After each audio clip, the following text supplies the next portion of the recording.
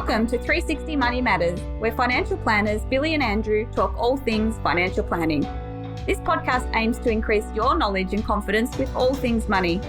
Each week, they will cover topics like wealth creation strategies, investment principles, creating passive income, paying off your debt faster, and much, much more, so you can live a life on your terms without limits. Hello everyone and welcome back. You're here with Billy and Andrew. You gotten sick of us yet? Well, everyone, get your coffee ready because today we are talking about the enthralling topic of managing risk as part of your financial plan. So we're going to unpack a little bit around what that looks like and some of the things that we talk to clients about and take them on with this financial planning journey.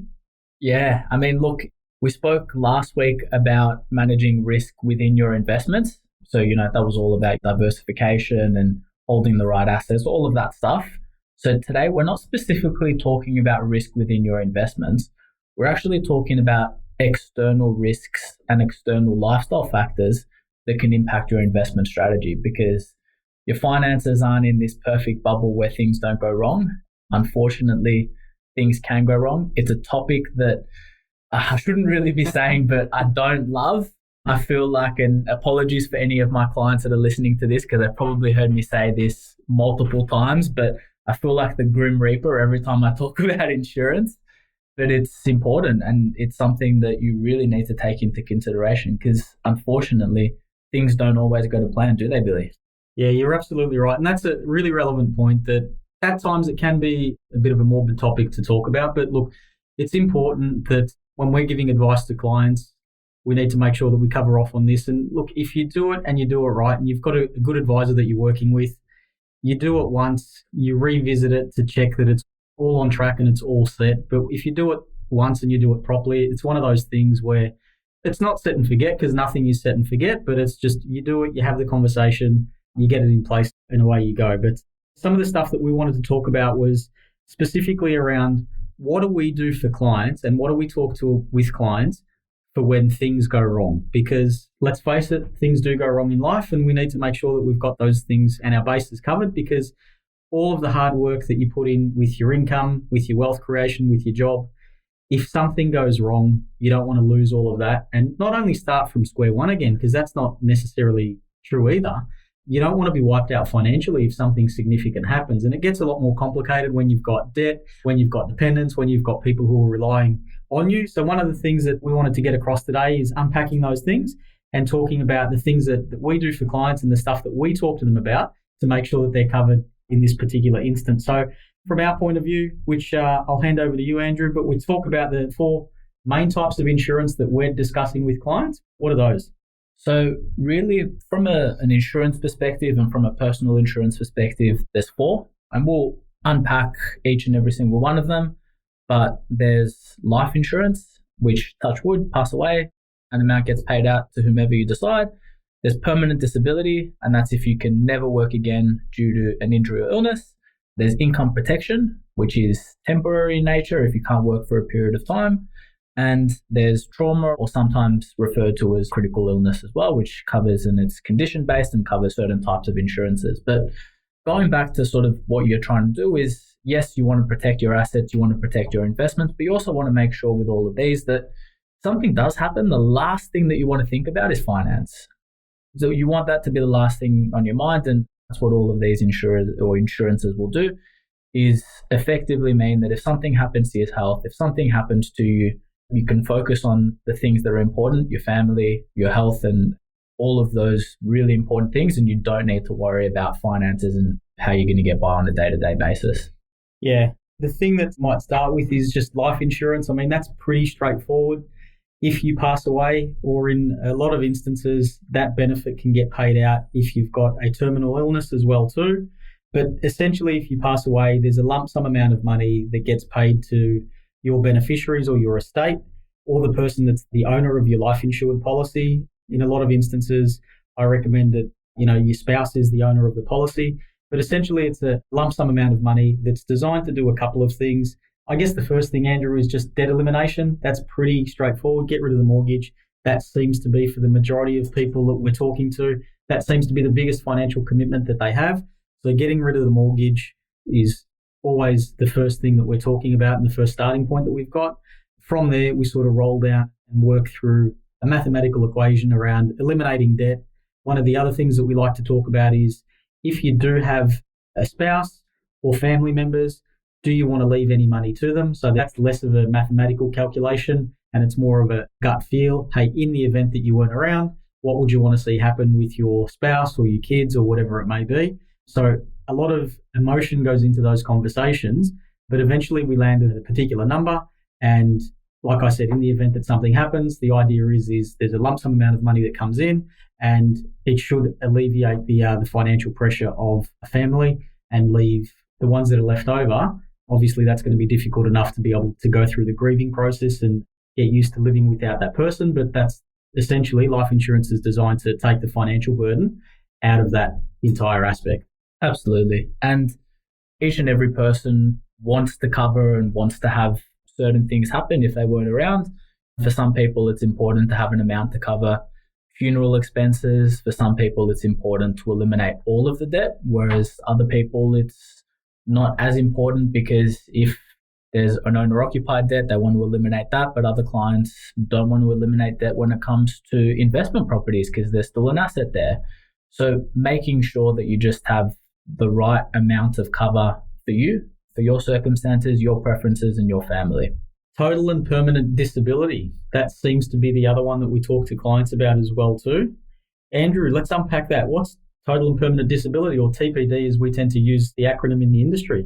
Yeah, I mean, TPD is basically another lump sum benefit. So it's a lump sum cover that gets paid out. The only difference is that it doesn't get paid out to your beneficiary or the person that you want to leave the money to. It gets paid out to you personally.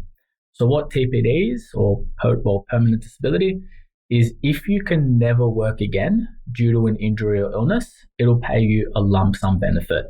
Similar in sort of what we were talking about with life insurance, it's all about tailoring the benefit amount to you and how much you would like to be insured for. But some of the things that we take into consideration for clients and clients want to include in their TPD benefit is an amount to, again, pay off a mortgage. If you can never work again, if you don't have any income coming in, most people want to ensure that you don't have a mortgage that you're going to need to pay back. If that's happened, there's probably some medical expenses that you're going to incur. So how much do you want to include for medical expenses? There's, again, similar to life insurance. Do you want to account for some expenses to take care of kids, to take care of family members, to pay for private school fees that you otherwise may or may not be able to afford if you didn't have income? You can sort of spread this as far and wide or as short and narrow as you like, and making sure that it takes into account a few different things, and that's making sure that you're covered for the things that are important to you and balancing that out with the cost that's also associated. I mean, obviously, there's a cost difference between $5 million and $500,000 in cover. One of the things that's often overlooked and is quite a challenging conversation that I come across when I'm having conversations with clients is when somebody suffers from a total and permanent disability event, from a financial perspective, and this is going to sound terrible, but from a financial perspective alone, you're a much larger burden for your family because there is medical expenses associated with it.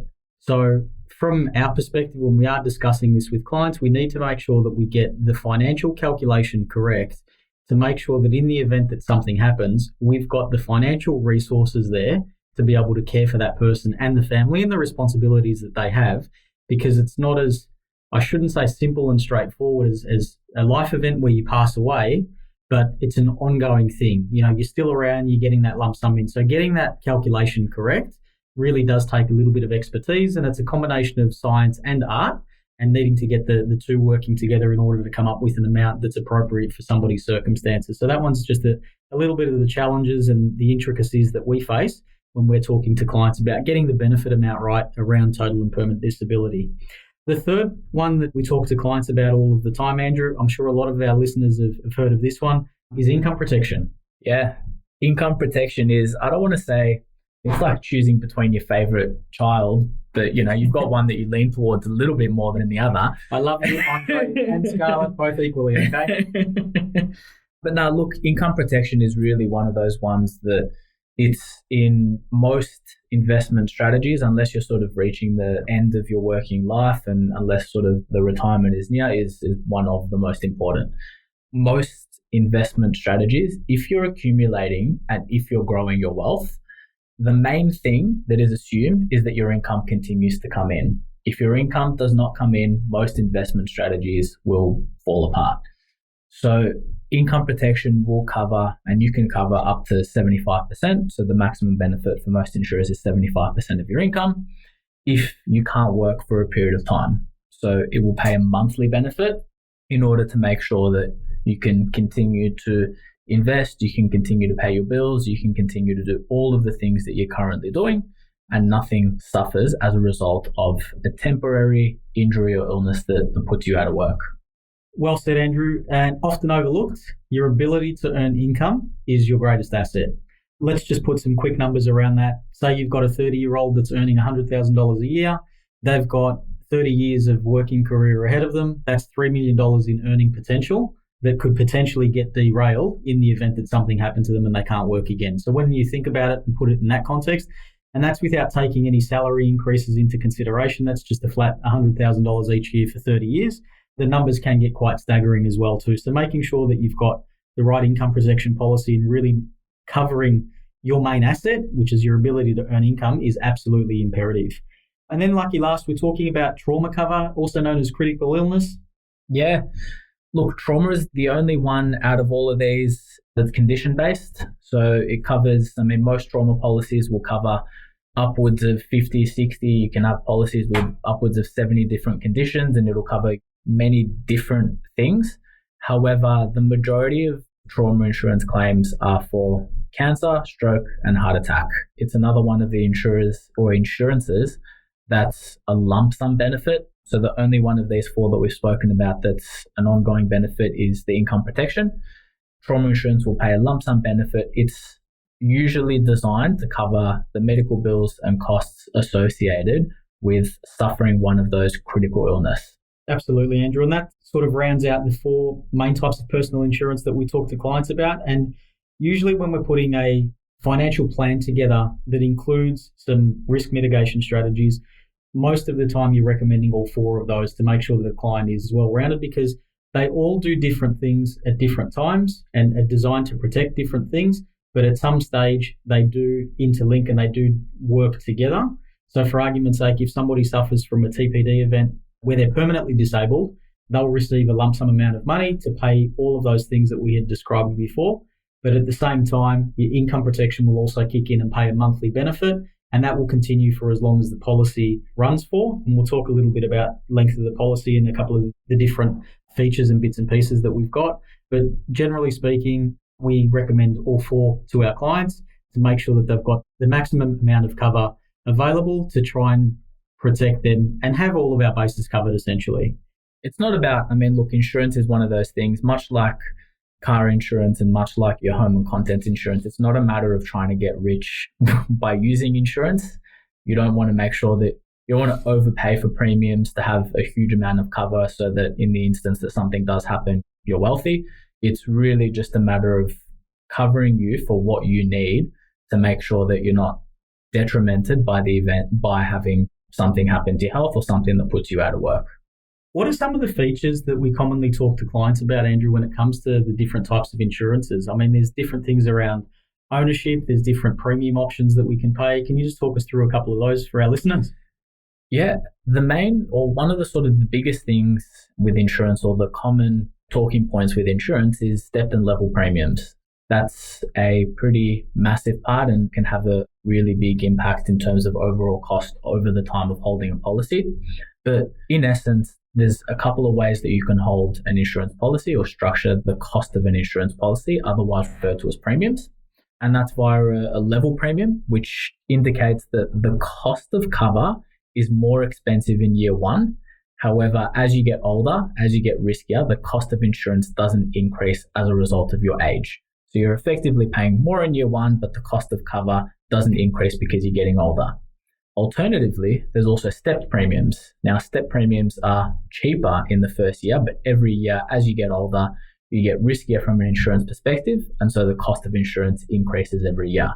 And you can do a combination of both. You can do a combination of stepped and level premiums and, have a hybrid in there.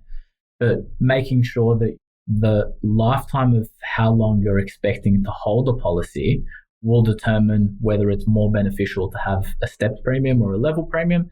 And the cost of insurance also depends on a few various factors. So whether you smoke, whether your occupation is in a high risk or you're an office worker like Billy and I, how old you are when you take out the policy, your gender, that will all impact the premium, and that will all impact whether you choose a stepped premium or a level premium. But then above and beyond that, and sort of the big one is in income protection cover, there's multiple different waiting periods and benefit periods that you can have with an income protection policy. So tell us, Billy, what's all that about? What's a waiting period? What's a benefit period? How does that change? So waiting period essentially is how long you need to wait or how long you need to self-insure for before you're eligible to make a claim. So think about it similar to the excess on your car insurance. If you decrease your excess and it's a smaller excess, then your premium will be more expensive.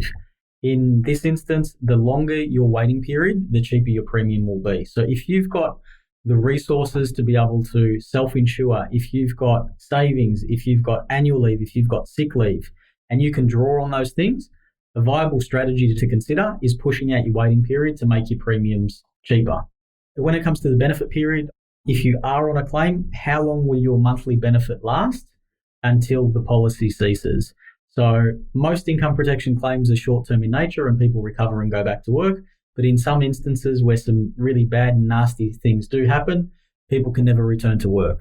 So essentially, you'd be looking at a policy, and we're talking about risk mitigation here, but most of the time we're talking to clients about covering the maximum period available. And generally speaking, that goes to age 65. So in the event that it's a long-term claim in nature, people are covered for a significant amount of time. And usually that coincides with being able to access your superannuation at age 65. So your income stops and your superannuation becomes accessible. So in that instance, we're trying to mimic what happens in real life, where your income protection doesn't stop today and then you have to wait before something else happens, as in you can get access to your money. So that's usually what we do from that perspective. But ultimately what we're trying to get right when we're talking to clients, and insurance, like any other insurance, always goes up year in, year out. I don't know about you, Andrew, but car insurance is one in particular.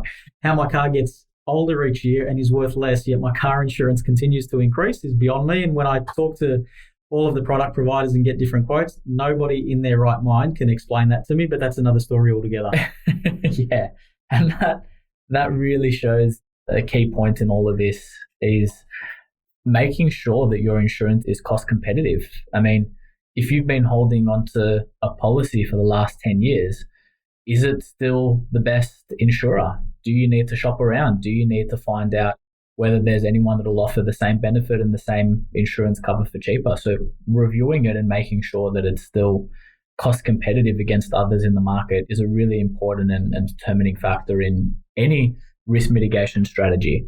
And another important factor is, how do you hold it? I mean, a lot of these covers, it's already included either automatically or you can apply for it as well through your super fund. Is that the best way to hold insurance cover? Is it not? Cash flow and affordability is a huge consideration, especially as you start to get older and things get more expensive. You become a bigger risk in the eyes of the insurance company. So needing to get the balance right between having the right amount of cover, making sure that you, your circumstances and your family are protected, managing the cash flow and the affordability, the premiums are key. So we're quite fortunate in Australia that from an ownership perspective, there's a couple of ways that we can really own policies. And the two main ways are that you own the policy individually in your own name and you're paying the premiums essentially out of pocket with after-tax dollars. Or we're quite lucky, like I said, in Australia, where we can house or own a lot of the insurances, life insurance, total and permanent disability, and income protection. You can actually own those through your superannuation fund. So yes, there is still an impact from your wealth creation vehicle. The premiums are coming out of your superannuation balance, but it's not coming out of your cash flow. So when we're talking to clients about ownership structures and affordability considerations, there's always this toss-up between, do we own it individually? Do we own it in our superannuation fund? And there's no real right or wrong. There is a little bit of a difference from a policy definition perspective. So if it is in your superannuation, the cover is still good, but it's not as good from a policy definition point of view as if you owned it outside of super or personally. But when we're talking to clients, it's always this toss-up between affordability, where do we own it, how much do we have, what's the cash flow implications. All of those things come into consideration, and there's no hard or fast rule. I do find, though, that the majority of people that we are talking to, Andrew, do actually love the fact that you can house it with inside superannuation, simply because you don't have to find more money to come out of your cash flow, and you can deploy that money somewhere else. Which I don't know if I do or don't like. I mean, a lot of people think that their superannuation is just another thing that sort of sits on the sidelines, but at the end of the day, it's still an asset, and so you still need to treat it as an asset, and making sure that you're not detrimentally impacting your super fund is a big consideration when you're taking insurance cover out. And the other consideration with it is the tax benefits and costs associated with how you hold the policy. And there's really two elements to tax, and that's deductibility of the insurance covers. So some insurances are only tax deductible when you hold through super, others are not, and making sure that you get that right balance from a cost perspective and a tax deductibility perspective is important. But also from when you receive the benefit, there are tax implications by holding insurances inside of your super fund. And so making sure that you have the right structure in place that's going to give you enough money in the event that you need a claim is imperative. So it is a balancing act. It is to some degree financial, to some degree gut feel, but making sure that it's the right policy held in the right way is really important. And I think another important thing, which surprising, I mean, I don't know if it's surprising or not, but we see really, really often is overinsurance. Overinsurance and underinsurance. Yes. Absolutely. Time and time again, and some of the complexities involved in getting the right amount and finding the right amount and determining what will work for you. It's not just as simple as picking an arbitrary number.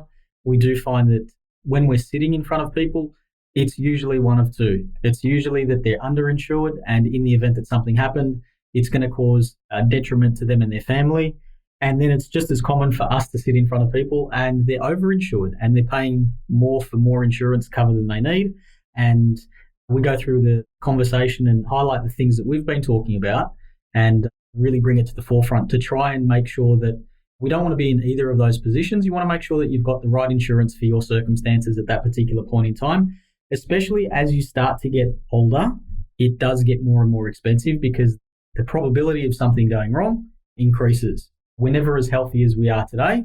We always get older and things start to squeak and creak and things like that. Not particularly in my case, Andrew. I can see you looking at me. I was just about to crack a joke about your age, but you beat me to the punch. I preempted it. But yeah, you want to make sure that you've got the right amount of cover for your circumstances at that particular point in time. And the other thing too is the insurance that you take out today is not necessarily the insurance that you're going to have forever. So when we talk to clients about this, the light bulb moment sort of goes off. But as your wealth and your ability to self-insure increases, your insurance actually comes down.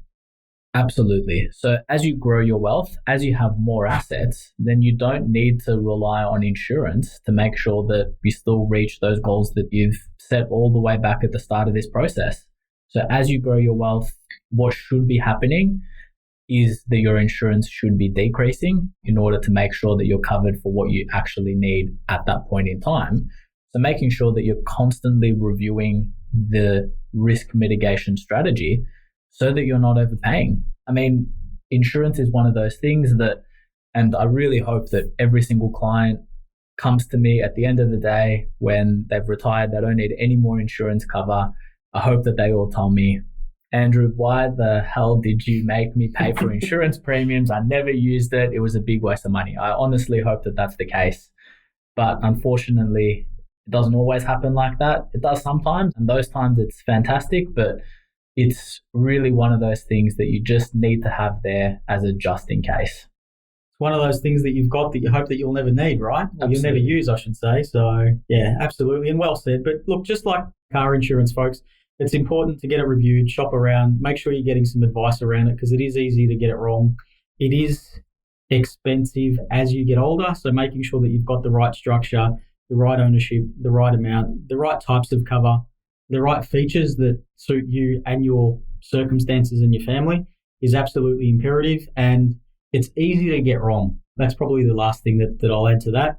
It's very easy to get wrong, and like everything, the more you dig, the more you find. And once again, financial services is full of jargon. So talking to a professional about this and getting them to look at your circumstances and giving you some advice around that is always a smart idea and a prudent thing to do.